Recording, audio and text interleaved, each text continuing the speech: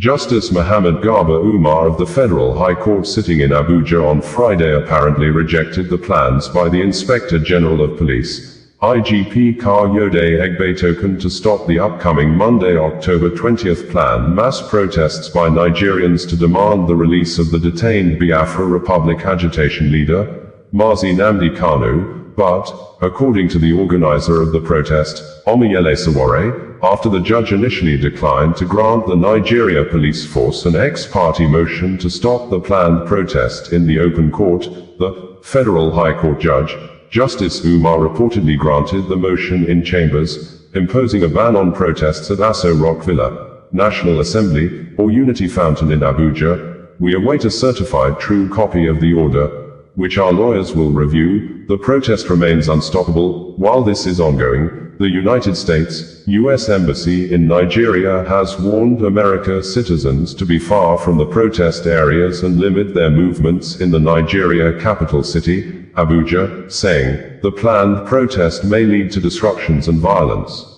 Detailed of the court action as captured by Punch newspaper. The Federal High Court in Abuja has refused the Nigeria police force's bid to stop the Free Nnamdi Kanu protest, allowing it to proceed as scheduled on Monday, October 20, 2025. The Inspector General of Police, Kayode Egbetokun, had dispatched police lawyers to the court to move an ex-parte motion against activist and protest organizer, Omoyele Sowore, in a bid to legally preempt the planned demonstration slated for the Aso Rock Villa. However, Justice Umar of the Federal High Court, Abuja, declined to grant the motion, which would have immediately restrained the protest from taking place without hearing the opposing side. The judge instead instructed the police to formally serve notice of their application on Sowore and adjourned the case until Tuesday for a proper, contested hearing. Reacting to the judicial decision, the protest convener, Omoyele Sowore, affirmed the court's decision as a victory for civil liberties and doubled down on the scheduled protest. In a statement issued on his X handle on Friday following the ruling, Sowore said, IG of Police, Nigeria, Kayode Egbetokun dispatched police lawyers to sue me, in an effort to halt the Free Nnamdi Kanu protest scheduled for Aso Rock Villa on Monday. However, the judge, Justice Umar of Federal High Court in Abuja, refused to grant the ex-parte motion, instead instructing him to serve me notice and adjourning the case until Tuesday for a proper hearing. The demonstration, organized under the hashtag Free Nnamdi Kanu, is intended to draw attention to the prolonged detention and legal fate of Kanu. The police action was seen as an attempt to leverage the courts to prevent a potentially sensitive gathering near the seat of Nigerian power. The adjournment to Tuesday ensures that the planned Monday protest is not currently constrained by a court order, setting the stage for a potential high-profile confrontation between protesters and security agencies around the presidential villa. Channels Television also on Friday reported that, ahead of the Free Nnamdi Kanu protest slated for Monday, October 20th in the nation, whenever controversies surround Rufai Aseni, the outspoken and fearless broadcaster on Arise Television, one recurring argument often resurfaces in public discourse, the claim that Rufai Aseni is not a journalist. Critics are quick to emphasize that he lacks a formal academic background in journalism, having originally trained in animal anatomy, but beyond the semantics of qualification, a deeper question emerges. What truly defines a journalist, and what are the core functions of journalism in society? As mass communication teacher, we teach students from the very first class that the media exists to inform, educate, entertain, and preserve cultural heritage. Journalists also play the crucial roles of agenda setting and acting as watchdogs, holding public officials accountable and amplifying the voices of the governed. The media's capacity to shape national conversations is immense. By highlighting specific issues and giving them prominence, journalists help raise awareness and influence public perception. It is through such agenda-setting functions that societies engage in dialogue, debate, and reform, thereby playing participatory role in the process of governance. When examined through this functional lens, it becomes clear that Rufai Aseni has consistently fulfilled these journalistic responsibilities over the years. His incisive questioning, fearless commentary, and commitment to public accountability have made him one of the most recognizable broadcast personalities in contemporary Nigerian media. A notable example is his now famous exchange with the Minister of Works, Engineer Dave Umahi, on Arise television. Before that encounter, few Nigerians had publicly interrogated the cost per kilometer of road construction projects executed by government agencies. While the minister initially dismissed Rufai's question as elementary, the issue soon gained traction nationally. In fact, subsequent clarifications by Umahi, and even a public response by Oyo State Governor, Seyi Makinde demonstrated that Asani's line of questioning had forced an important accountability conversation into the mainstream. Through this singular act, Rufai did what the media are mandated to do: hold power accountable, enlighten the public, and stimulate civic engagement. It is true that a formal qualification, such as a diploma or degree in journalism, is generally considered a prerequisite for professional practice. Yet, history tells a different story about the Nigerian press. Many of the country's most celebrated media pioneers, from Herbert Macaulay to Ernest Akoli, Nnamdi Azikiwe, and Obafemi Awolowo, were not trained journalists in the academic sense. Nevertheless, through passion, intellect, and experience, they became towering figures in the nation's journalistic landscape. In the decades that followed, major Nigerian newspapers like The Guardian, The Punch, The Tribune, and the defunct National Concord were edited by professionals whose backgrounds spanned literature, political science, law, and the humanities, not necessarily journalism. What mattered was their adherence to journalistic ethics and commitment to truth.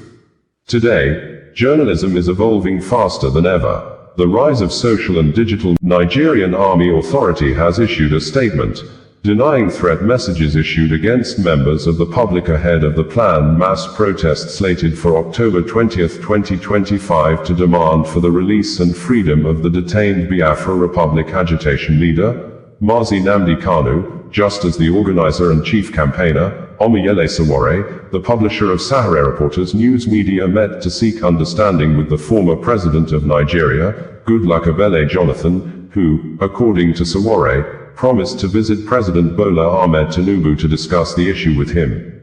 Nigerian Army, in a statement on Friday, said, "The attention of the Nigerian Army, NA, has been drawn to a misleading publication by Sahara Reporters alleging that a Facebook page purportedly operated by military personnel issued veiled threats against certain individuals ahead of a planned October 20 protest.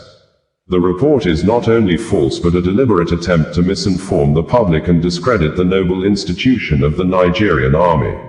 For the avoidance of doubt, the Nigerian Army has only two official social media handles, namely at HQ Nigerian Army and at Nigerian Army Info, which are duly verified on Facebook, X, formerly Twitter, Instagram and YouTube. Any other page or account outside these verified handles does not belong to the Nigerian Army and should be disregarded in its entirety. It is pertinent to state that certain civilians and online content creators now operate pages that post military-related contents purely for the purpose of generating online traffic and monetary gain. Such pages have no affiliation whatsoever with the Nigerian Army. The NA therefore dissociates itself completely from any post, statement, or activity emanating from these unauthorized sources. The Nigerian Army remains a professional, disciplined and apolitical institution committed to the defense and unity of the Federal Republic of Nigeria. In the discharge of its constitutional responsibilities, the NA continues to uphold the highest standards of professionalism, adherence to the rule of law, and respect for human rights. The general public and media practitioners are hereby enjoined to verify all information concerning the Nigerian Army only through its official platforms or the Directorate of Army Public Relations before publication or dissemination. The Nigerian Army therefore urges Sahara Reporters and other media outlets to exercise due diligence in verifying the authenticity of their sources to avoid the spread of falsehood capable of misleading the public and undermining national security. Omoyele Sowore, in a statement made available through his personal social media accounts on Friday, said that, earlier today in Abuja, I met with former President Goodluck Jonathan to discuss the continued incarceration of Mazi Nnamdi Kanu. President Jonathan agreed that there is an urgent and compelling need to address this matter decisively and justly. I thank him sincerely for recognizing the importance of resolving Kanu's case in the interest of peace, fairness, and national healing. Particularly assuring was that he promised to meet Asiwaju Bola Ahmed Tinubu to discuss this issue as soon as possible. With this, former President Jonathan joins a growing list of Nigerians who have called for President Bola Ahmed Tinubu of Nigeria has accepted the resignation of the Minister of Innovation, Science and Technology, Jeffrey Uche-Naji, who had been accused of forging the degree certificate of the University of Nigeria, Nsukka, and the certificate of completion of service for the one-year mandatory National Youth Service Corps, NYSC, after he allegedly failed an exit course, virology, repeatedly at the university. Nigeria presidency, in a statement made available a few minutes ago by the presidential spokesperson, Bayo Onanuga, stated that President Bola Ahmed Tinubu has accepted the resignation of Jeffrey Uche-Naji, the Minister of Innovation, Science and Technology, following some allegations against him. President Tinubu appointed Naji in August 2023. He resigned today in a letter thanking the president for allowing him to serve Nigeria. Naji said he has been a target of blackmail by political opponents. President Tinubu thanked him for his service and wished him well in future endeavors. Earlier, Nigeria state-controlled media, NTA, had reported that the Minister of Innovation, Science and Technology, Uche Jeffrey Naji, has dismissed reports questioning his academic qualifications, describing them as politically motivated attempts to tarnish his image. The minister has firmly defended the authenticity of his University of Nigeria, Nsukka degree. Speaking through his spokesperson, Dr. Robert Ngwu, the minister said records from UNN confirm he graduated in July 1985 with a bachelor's degree in microbiology and biochemistry, second-class honors, lower division. He described recent reports denying his graduation as false, malicious, and politically driven, alleging that the controversy began after opposition figures took key positions within the university. Naji revealed that the Federal High Court in Abuja has issued protective orders restraining the university from tampering with his records and directing the release of his academic transcript. Reaffirming his focus on national service, the minister said no amount of political blackmail or media trial will distract him from advancing innovation and technology in Nigeria. He urged the University of Nigeria to uphold its motto, to restore the dignity of man, and resist being used for partisan purposes.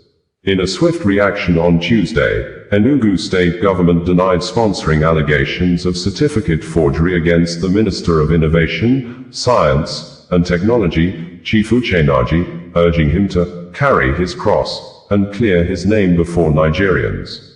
The government, in a press statement issued in Enugu on Monday by the Director of Information in the Ministry of Information and Communication, Mr. Chukwuemeka Nibo, said it had no hand whatsoever in the controversies surrounding the minister's academic records. The Enugu state government dissociates itself completely from these allegations. The honorable minister must carry his own cross and clear his name before Nigerians, instead of dragging the government into issues that are entirely personal to him, Mr. Nibo declared. The Director of Information recalled that Chief Naji had invited journalists to a World Princess Ola Torera Maje Kadunmianiru from Ogun State and a Commonwealth Award winner who is currently pursuing a master degree in law has called on the federal government of Nigeria under the leadership of President Bola Ahmed Tinubu to immediately release the detained Biafra Republic agitation leader, Mazi Nnamdi Kanu, stating in a statement personally signed and made available to Media Newsroom on Monday, that 10 years of detention without conviction is a grave violation of the fundamental human rights of Mazi Nnamdi Kanu, specifically stated verbatim that the continued detention of Mr. Kanu without conviction is not merely a legal anomaly. It is a profound failure of justice and a grave violation of his fundamental human rights, His prolonged detention exposes the widening gap between Nigeria's constitutional expectations and the daily realities of citizens. We must have a justice system that acts with both fairness and decisive strength, not one ensnared in endless procedural limbo and mired in public distrust. According to the princess, across the span of a decade, Mazi Nnamdi Kanu has endured one of the longest and most troubling pre-trial detentions in Nigeria's history. Arrested in 2015, accused, pleading not guilty, and never convicted, he remains confined in a blatant defiance of the most fundamental human rights principles. Where is justice when a man stands unconvicted for 10 years, while those charged with upholding justice remain silent? The continued detention of Mr. Kanu without conviction is not merely a legal anomaly. It is a profound failure of justice and a grave violation of his fundamental human rights. His prolonged detention exposes the widening gap between Nigeria's constitutional expectations and the daily realities of citizens. We must have a justice system that acts with both fairness and decisive strength, not one ensnared in endless procedural limbo and mired in public distrust. No charge, however grave, should ever eclipse the principle that every individual is presumed innocent until proven guilty. That principle is the very cornerstone of law and must never be broken, regardless of who holds power. As we call for Mazi Nnamdi Kanu's immediate and unconditional freedom, my heart goes out to millions of Nigerians, across tribal lines, generations, and economic classes, from Borno to Kwara to Lagos, crying out for help against armed violence, forced displacement, demolitions, unlawful detentions, untimely deaths, and the persistent scarcity of life's most basic necessities. Beyond politics, every life matters. Mazi Nnamdi Kanu's health and spirit are at grave risk, after 10 years behind bars without a proven crime. This declaration is an urgent proclamation. We will count every second, every hour, every day, and continue to galvanize until Mazi Nnamdi Kanu is restored to his rightful freedom. Nigeria now stands at a cross of roads, where history will judge the true motives of those in power. The eyes of the world are watching, and the conscience of the nation is restless. The promise of our democracy depends not only on acts of courage within the halls of power but also on the bold, united actions of citizens. About Mazi Nnamdi, Volodymyr Zelensky, the president of Ukraine, may have given a clearer picture on how some companies are apparently aiding and making more money from the ongoing war in his country Ukraine, saying, since the start of the war 4 years ago, some unnamed companies in the United States, US, United Kingdom, UK, China, Germany, Taiwan, Switzerland, Japan, Korea Republic, Netherlands are producing components Russia under President Vladimir Putin is using to produce weapons of mass destruction, to kill his people. This, Zelensky in his own words said on Monday that, in the 4th year of the full-scale war, Russia continues to obtain components for producing weapons. During the massive combined strike on Ukraine on the night of October 5th, Russia used 549 weapon systems containing 102,785 foreign-made components, from companies in the United States, China and Taiwan, the United Kingdom, Germany, Switzerland, Japan, the Republic of Korea,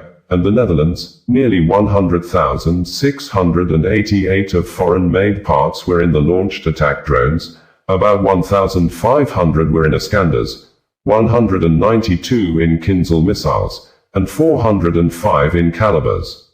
Zelensky stated this in a statement made available through his personal social media profile on Monday, after about 30 people were injured as a result of the Russian attack on a moving passenger train, killing one person in Shostka district of Ukraine on Saturday.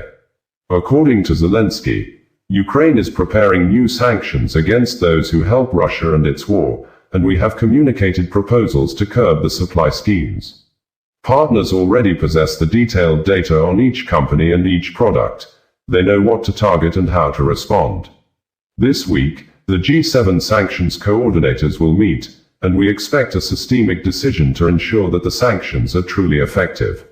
It is crucial to shut down every scheme that circumvents sanctions, because Russia uses each one to keep killing. The world has the power to stop this. In the fourth year of the full-scale war, Russia continues to obtain components for producing weapons.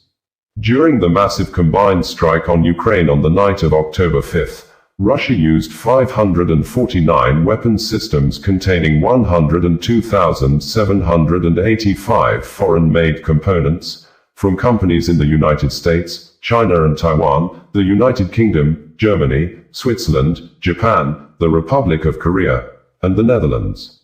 Nearly 100,688 of foreign-made parts were in the launched attack drones, about 1,500 were in Iskanders, 192 in Kinzhal missiles, and 405 in Calibers.